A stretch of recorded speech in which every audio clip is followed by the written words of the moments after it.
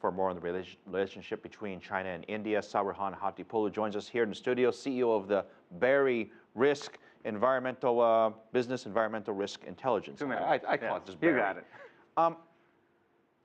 Why now between the two? Well, because it's a good time, right? Because for the first time in years, India has a government.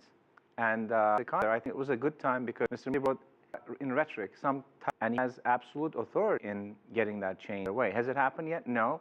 But I think it will happen eventually. And this was a good time for China to get involved. Modi campaigned on change. He campaigned on reform. He campaigned on the economy. Is this the beginning of that change? Well, I think so.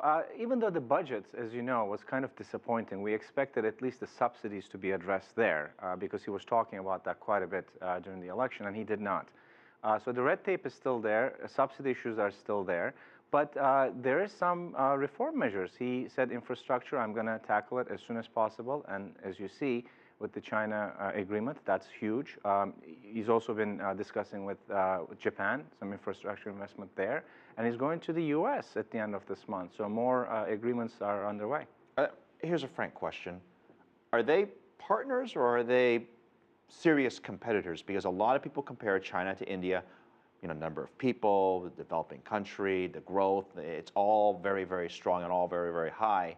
And people will say, well, they're also very fierce competitors as well, and they're fighting for similar resources, aren't they? Sure. What's that word? Frenemies? They are, I think, frenemies, right? I'll let you say that. Yeah, you said it before in an earlier interview, I remember. But yeah, I mean, they are competitors. Different paths in their emerging market career, if you will, because India has to develop that middle class. Whereas in China, an emerging middle class has developed. They're already doing that.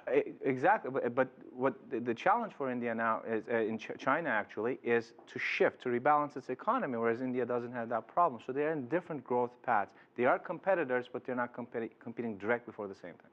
What can India offer China specifically? Is it the IT industry? Is it what goods can they offer China in terms of industry? Well, infrastructure is a big thing. This agreement is going to bring a lot of investment in there, but also the high-speed railway. China is going to be involved. They're already negotiating, and Japan is very nervous about it. But the other industries, Phil, they're not there yet. It's actually a mess. Telecommunications is a mess. China invested $50 billion last year. India's number was $5 billion. Mining with Colgate scandal going back to the Congress Party. Telecommunication, I mentioned, construction industry, they have a long way to go. But if Mr. Modi carries out his pledges, within 6 months to a year, we'll see some changes in these areas. One of the biggest criticisms of India has been the tremendous amount of red tape. And a lot of companies, you talk to CEOs, they tell you, hey, that's one of the huge challenges in India is that you've got all this red tape and you can't get anything done. It takes a really, really long time. Is that changing? It is not changing as we speak because Mr. Modi backed out from a World Trade Agreement that was geared to cut red tape. He didn't do that. There's a lot of pressure on him. So in short-term performance since he got elected, it's probably a B-. But I think he's going to carry on his rhetoric because he knows that he has to undertake those changes to get sustained investment into the country, which India desperately needs. And for President Xi, he's there. There's always public relations involved. They're signing big trade deals, so it looks pretty good. What are the challenges, I guess, from China's standpoint? What do they want out of the whole thing besides just deals? Well, there's the political part of it, right? Leverage, because China was not too happy with India talking to Japan, talking to Vietnam, signing a maritime agreement with Australia. So by getting their foot in there with this huge, huge deal, a $20 billion deal, for 5 years, I think they're also trying to balance the political situation in the Southeast Asian countries, and I think they're doing a good job with that. Very quickly, energy between the two.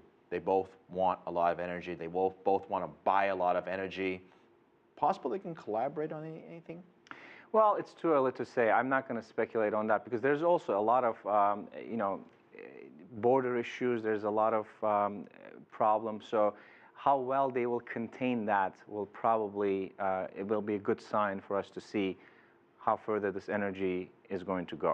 Okay. But fascinating stuff between two of the biggest countries in the world by people. Saruhan, good to see you.